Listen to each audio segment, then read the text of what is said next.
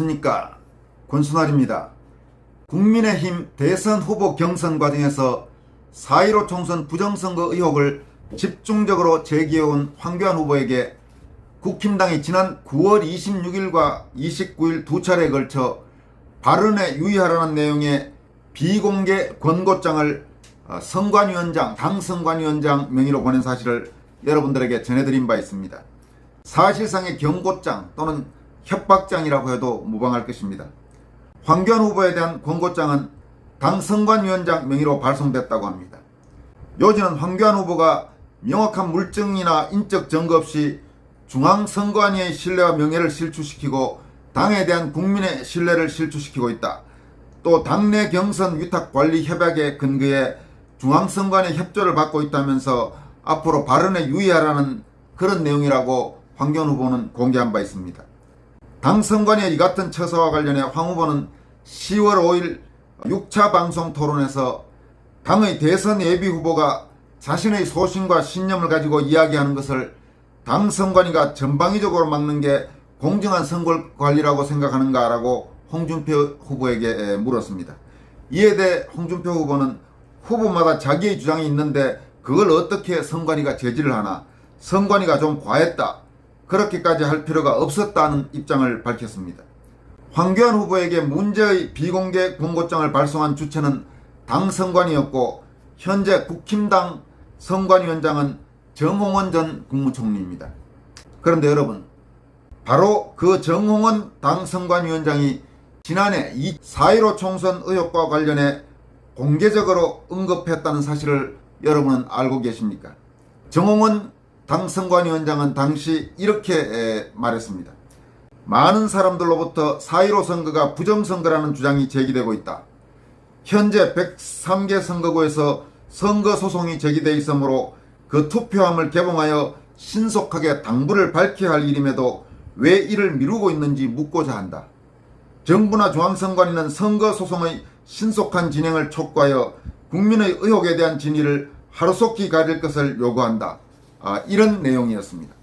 정홍원 전 총리가 1년 2개월여 전 공개 언급한 4.15 총선 관련 내용은 황교안 후보를 비롯해서 현재 4.15 총선 부정선거 의혹 진상규명 투쟁을 벌이고 있는 애국세력, 자유세력들의 주장과 거의 궤를 같이 합니다.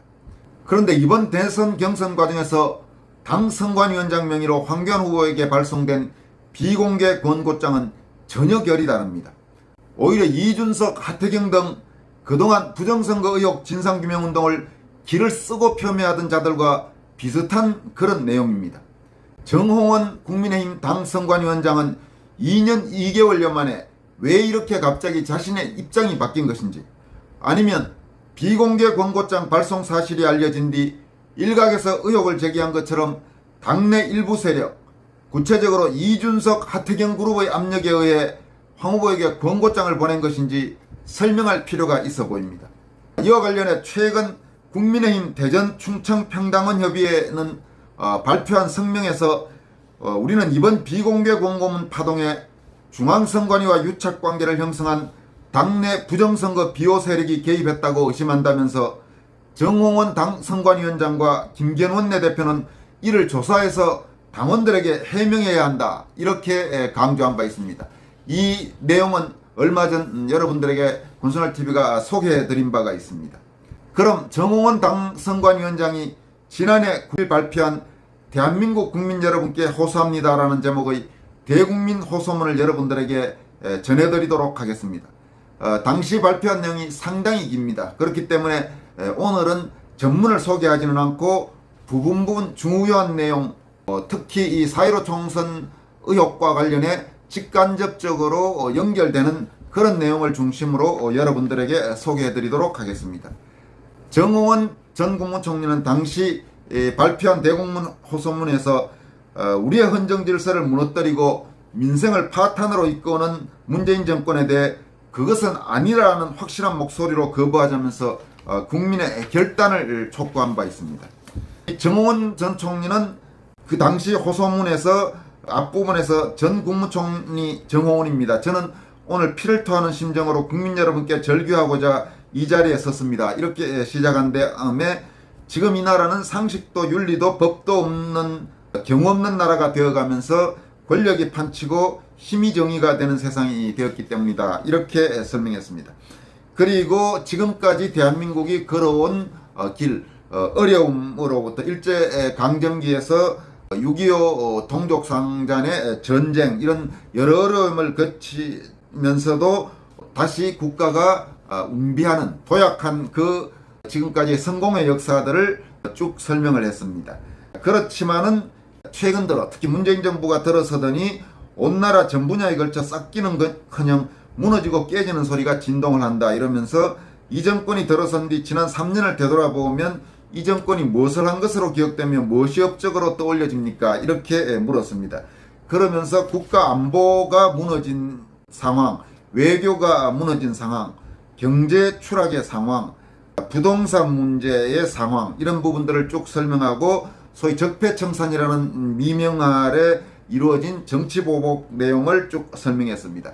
그러면서 정홍원 전 총리는 같은 해, 그러니까 2020년 지난해 2월 3일 4.15 총선을 약 2달여 앞두고 문재인 대통령에게 공개 질의를 한 바 있습니다. 당시 문재인 대통령이 자유민주주의를 지킬 의사가 있는지와 현 정부의 실정에 대해서 조목조목 질의하면서 답변을 요구했고 대통령이 헌법을 준수할 의지가 없으면 대통령직에서 물러나라 그렇게 요구한 바가 있습니다. 작년 2월 3일이었습니다.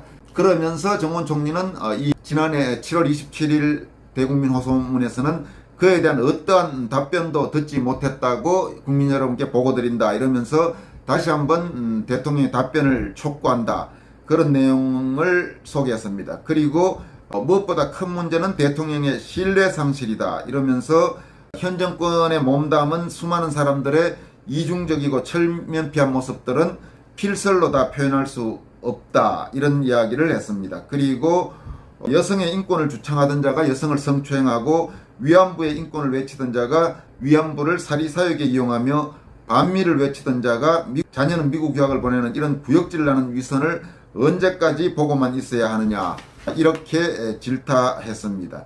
그리고 북한의 6.25 기습 남침으로 국가 전망의 위기에 직면했을 때 국군 용사들의 목숨을 내건 사투를 회고하면서 미국이 전쟁 영웅을 어떻게 대우하는지 그에 반해서 백선엽 장군이 별세했을 때 문재인 정부가 어떻게 행동했는지 미국과 비교하면서 질타했습니다.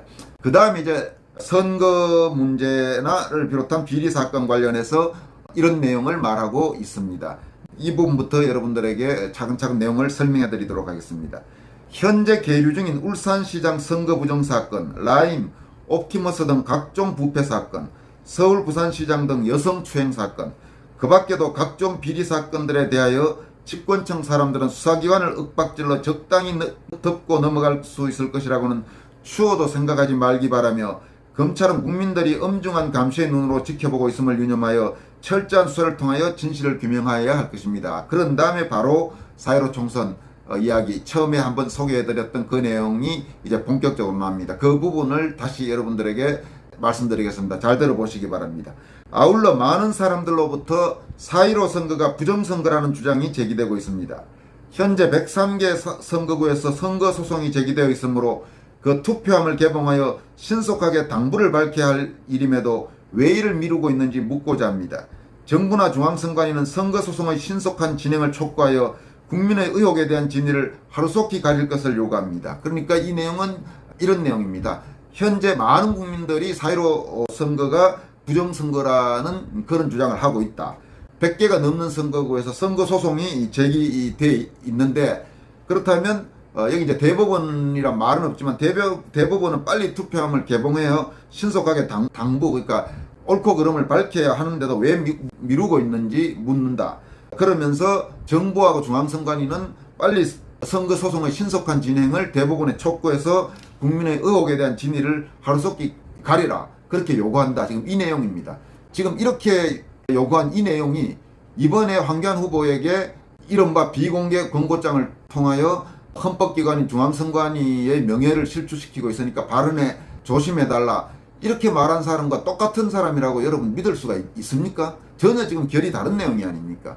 그러니까 이번에 비공개 권고장 발송은 명의만 정홍원 당선관위원장이지 실제로 나온 경위는 정홍원이 아닌 다른 사람, 다른 그룹이 아니냐는 그런 의혹이 나오고 있는 것입니다. 그렇지 않고 만약 1년 2개월 전에 이렇게 말했던 정홍원 전 국무총리가 불과 1년 2개월여 만에 당 선관위원장, 그 별것도 아닌 국민의힘 당 선관위원장 그거 감투 썼다고 갑자기 이렇게 말이 바뀐다면 정홍원 씨가 참 얼마나 웃기는 사람이 되겠습니까? 뭐 어느 쪽인지는 뭐 당사자나 그 해당되는 사람들만 알겠습니다만은 하여튼 1년 2개월여 전에 정홍원의 말과 최근 황교안 후보에게 비공개 권고장을 보낸 그 명의에 있는 정홍원은 이거는 도저히 같은 사람이라고 보기 어려운 것입니다.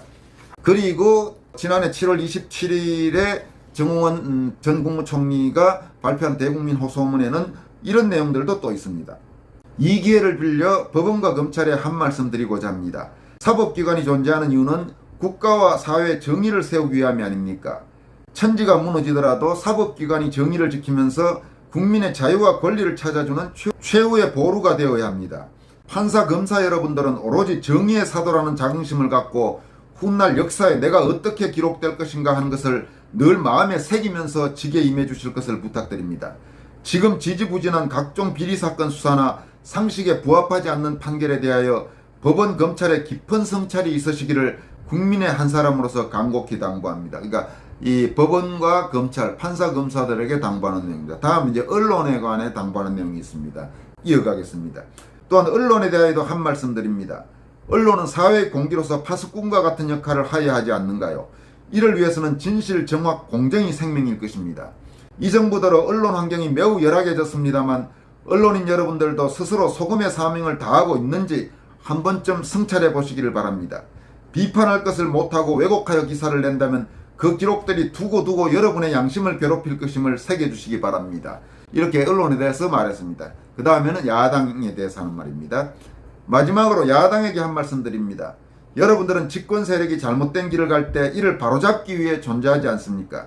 지금 폭정에 신음하는 국민들은 나라가 흔들거리는 모습을 억장이 무너지는 심정으로 지켜보면서 제대로 된 나라, 제대로 된 정치를 할 정당을 간절히 희구하고 있습니다. 이런 내용이 있고, 그리고 또 이런 내용도 있습니다. 국회의원 배지는 개인의 입신양명의 상징이 아니요 국민의 고열을 표현하는 것임을 명심하시기 바랍니다. 그러면서 이제 마지막으로 우리의 헌정질서를 무너뜨리고 민생을 파탄으로 이끄는 정권에 대하여 그것은 아니라는 확실한 목소리로 거부합시다. 사회 지도층을 비롯하여 나라를 걱정하는 국민 모두가 자기 위치에서 올바른 구국의 목소리를 드높입시다. 그리하여 우리 대한민국을 살려내고 반석 위에 올려놓은 뒤 후손들에게 물려줍시다. 이렇게 글을 마무리하고 있습니다. 여러분 어떻습니까? 지난해 7월 27일 정홍원 전 국무총리가 대국민 호소문을 통해 밝힌 내용은 거의 구구절절 옳은 내용이라고 생각합니다. 4.15 총선 공정성 의혹과 관련된 내용도 마찬가지입니다. 당시 밝힌 그 내용 정도가 지켜야 될 원칙이고 선이라고 생각합니다. 그런데 지금 이상해진 건 갑자기 왜 최근에 대선 경선 2차 컷오프 발표가 임박해 있는 시점에서 황교안 후보에게 보낸 비공개 권고장이 1년 2개월여 전에 정홍원 전 총리가 밝힌 내용과 거리가 멀어도 너무너무 멀다는 그런 부분이 의혹을 갖게 만드는 것입니다. 과연 정홍원 전 총리의 진심은 어디 있을까요? 저는 지난해 7월 27일 발표한 대국민 호소문에 정홍원 총리의 진심이 있다고 믿고 싶습니다. 여기까지 하겠습니다. 여러분 고맙습니다.